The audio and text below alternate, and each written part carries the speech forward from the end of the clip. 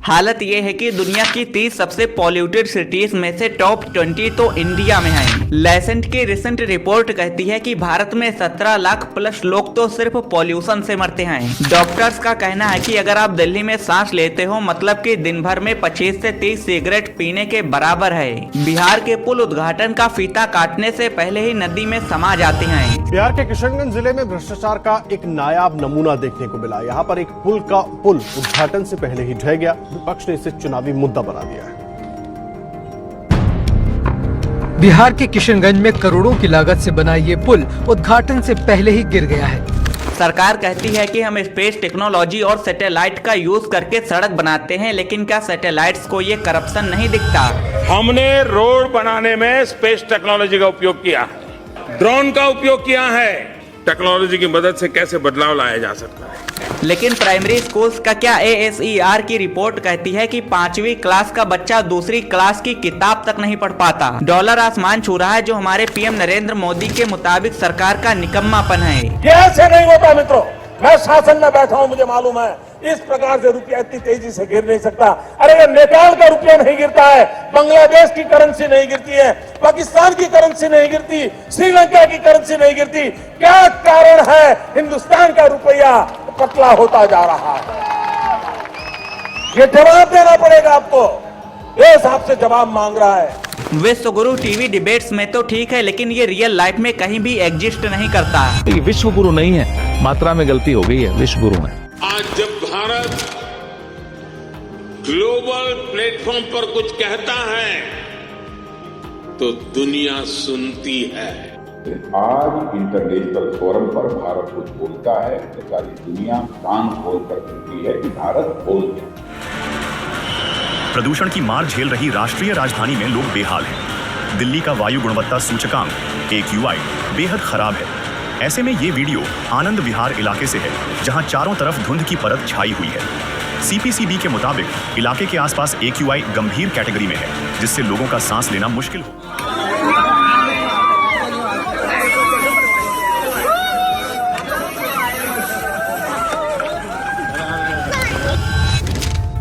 2026 आ गया है। हमें बताया गया था कि भारत अब दुनिया की आंखों का तारा है, यानी हम विश्व गुरु हैं। इंडिया 5 ट्रिलियन की इकोनॉमी बनने वाला है। ये सुनने में कितना प्राउड फील होता है ना? लेकिन दोस्तों, क्या मैं एक सवाल पूछ सकता हूँ? अगर हम वाकई विश्व गुरु हैं तो दुनिया की सबसे जहरीली हवा हमारे फेफड़ों में क्यों जा रही है? अगर हम सच में सुपर पावर हैं तो फिर हमारे सिटीजन्स ट्रेन में जानवरों की तरह क्यों ठूसे जाते हैं? अगर हमारा इंफ्रास्ट्रक्चर सच में वर्ल्ड क्लास है तो फिर क्यों 100 करोड़ के ब्रिज भी पहली ही बारिश में ताश के पत्तों की तरह बिखर जाते हैं? आखिर क्यों स्पेस टेक्नोलॉजी से बनी सड़क 1 महीने भी ढंग से नहीं चलती और बराबरी USA एंड जापान के करते हैं?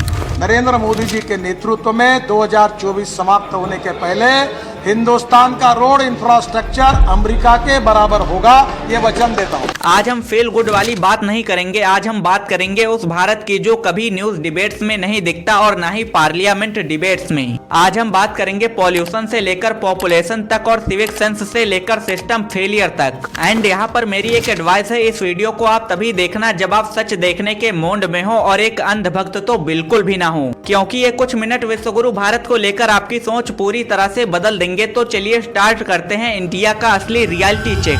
सबसे पहले बात करते हैं उस चीज की जिसके बिना आप 3-4 मिनट भी जिंदा नहीं रह सकते, यानी हवा। हैरानी की बात तो ये है कि हम मार्स पर पानी ढूंढ रहे हैं, लेकिन जहां पर हम प्रेजेंट टाइम में रहते हैं वहां अपने बच्चों को साफ हवा नहीं दे पा रहे। हालत ये है कि दुनिया की 30 सबसे पॉल्यूटेड सिटीज में से टॉप 20 तो इंडिया में है। लेसेंट की रिसेंट रिपोर्ट कहती है कि भारत में 17 लाख प्लस लोग तो सिर्फ पॉल्यूशन से मरते हैं। सर्दियाँ आती हैं, दिल्ली NCR और पूरा नॉर्थ इंडिया गैस चैम्बर बन जाता है। और सरकारें क्या करती हैं? वो करती ही तो नहीं है, बल्कि कहती हैं मौसम का मजा लीजिए। आप भी मौसम का मजा लीजिए। और दिल्ली की CM का तो पूछो ही मत, वो पॉल्यूशन से भी फेस टू फेस बात करती हैं और धमकी देकर आती हैं। और उसको बोलता है खड़ा होके तेरे को जाना पड़ेगा भाई। या फिर गवर्नमेंट और डिवन का खेल खेलती है एंड इससे भी बात नहीं बनी तो सारा ब्लेम पटाखों पर डाल देते हैं। AQI को IQ बोला जा रहा है और एक ऐसा टेम्परेचर बोला जा रहा है जिसे आप किसी भी इंस्ट्रूमेंट से मेजर कर सकते हो। IQ जो हमारा AIQ है उसको हम AQI। लेकिन रियलिटी क्या है? ये साल भर की कंस्ट्रक्शन डस्ट, गाड़ियों से निकलने वाला धुआं और फैक्ट्री से निकलने वाला जहरीला वेस्ट हवा में जहर घोलने का काम करता है। डॉक्टर्स का कहना है कि अगर आप दिल्ली में सांस लेते हो मतलब कि दिन भर में 25 से 30 सिगरेट पीने के बराबर है। सोचिए, एक नॉन स्मोकर, एक छोटा बच्चा, एक प्रेग्नेंट लेडी अनजाने में 30 सिगरेट पी रही हैं। क्या ये स्लो पॉइजनिंग नहीं है? क्या ये ह्यूमन राइट्स का उल्लंघन नहीं है? और इसका सबसे डरावना पहलू पता है क्या है? इंडिफरेंस, हमें आदत पड़ गई है। AQI 500 से 600 रहता है और हम बिना मास्क लगाए भी काम पर निकल पड़ते हैं। हमें लगता है कि ये तो बिल्कुल नॉर्मल है, लेकिन ये नॉर्मल है नहीं। अगर किसी डेवलप कंट्री में हवा ऐसी हो जाए तो वहाँ पर हेल्थ इमरजेंसी लग जाती है, सरकारें भी गिर जाती हैं और एक हमारे यहाँ है कि पॉलिटिकल मुद्दा भी नहीं बन पाता। हवा से नीचे आए तो हमें मिलता है इंफ्रास्ट्रक्चर। भारत में कुछ सालों में एक्सप्रेसवे बनाने की रफ्तार बहुत तेज हुई है, नो डाउट, लेकिन इस रफ्तार के चक्कर में क्वालिटी का क्या हुआ? बिहार के पुल उद्घाटन का फीता काटने से पहले ही नदी में समा जाते हैं। बिहार के किशनगंज जिले में भ्रष्टाचार का एक नायाब नमूना देखने को मिला। यहाँ पर एक पुल उद्घाटन से पहले ही ढह गया। विपक्ष ने इसे चुनावी मुद्दा बना दिया है। बिहार के किशनगंज में करोड़ों की लागत से बना ये पुल उद्घाटन से पहले ही गिर गया है। गुजरात का मोरबी पुल हादसा हम सबने देखा है, और तो और अयोध्या, जिसे हमने दुनिया का सबसे भव्य धार्मिक स्थल बनाया है, वहां पहले ही बारिश में गड्ढे हो गए और छत टपकने लगी। सरकार कहती है कि हम स्पेस टेक्नोलॉजी और सैटेलाइट का यूज करके सड़क बनाते हैं, लेकिन क्या सैटेलाइट्स को ये करप्शन नहीं दिखता? हमने रोड बनाने में स्पेस टेक्नोलॉजी का उपयोग किया, ड्रोन का उपयोग किया है।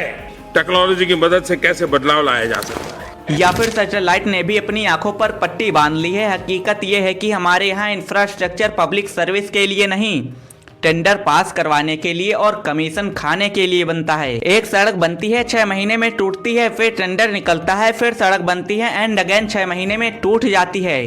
ये एक इनफिनाइट लूप है करप्शन का।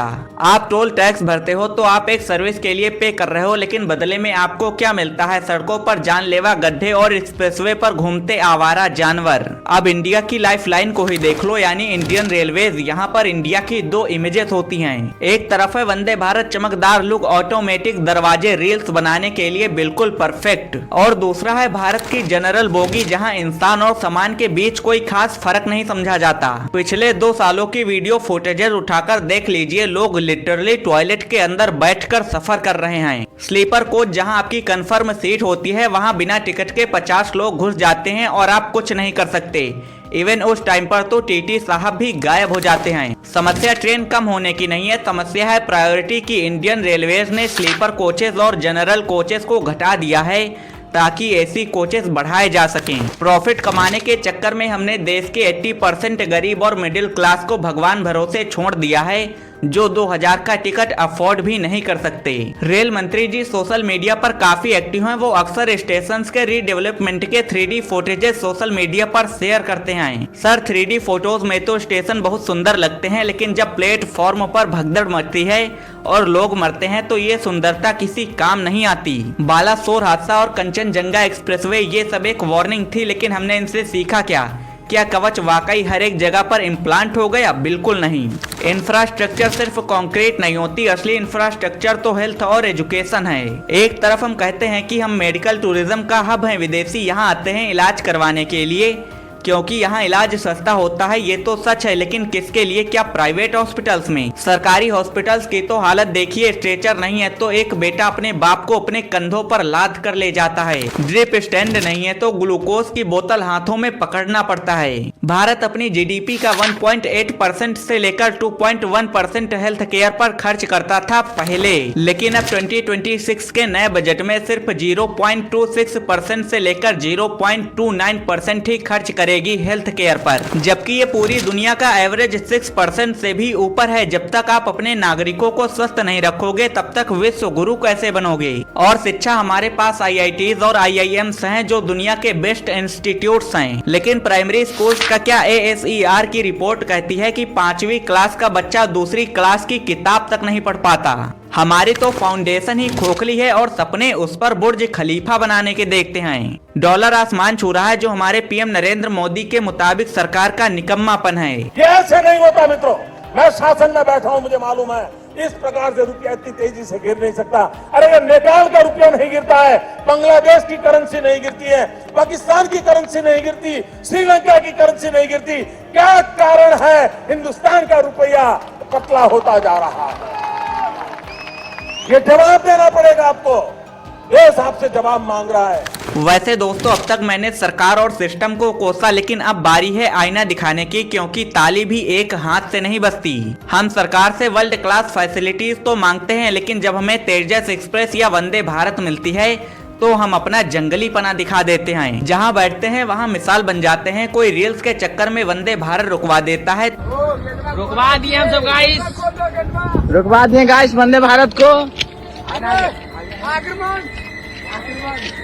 देखिए वंदे भारत तो कोई एलसीडी स्क्रीन चुरा ले जाता है, कोई हेडफोन उखाड़ ले जाता है, तो कोई क्या कर डालता है। हम साफ सड़कों की तो मांग करते हैं, लेकिन कार का शीशा खोलकर थूकना भी वही है और कूड़ा भी वहीं फेंकना है।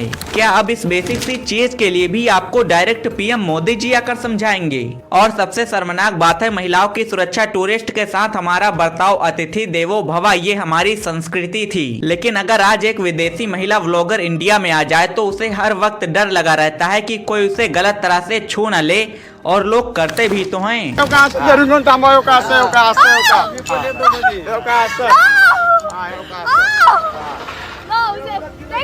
दिल्ली हो या यूपी, सड़कों पर चलती हर एक लड़की अपने आप को असुरक्षित महसूस करती है।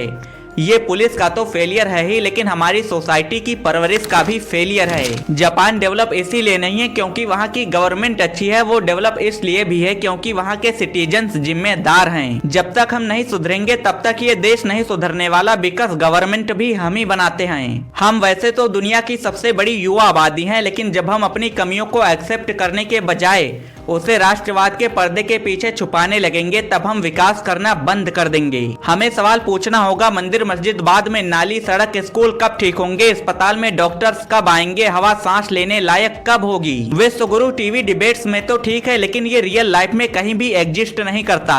वेल, इसे जितना हो सके शेयर कीजिए और रियलिटी बताइए, एंड कॉमेंट में जरूर बताना कि आपके शहर की सबसे बड़ी प्रॉब्लम क्या है। मैं मिलूंगा आपसे किसी और दिन किसी और नई वीडियो टॉपिक के साथ, तब तक के लिए बेस्ट ऑफ लक।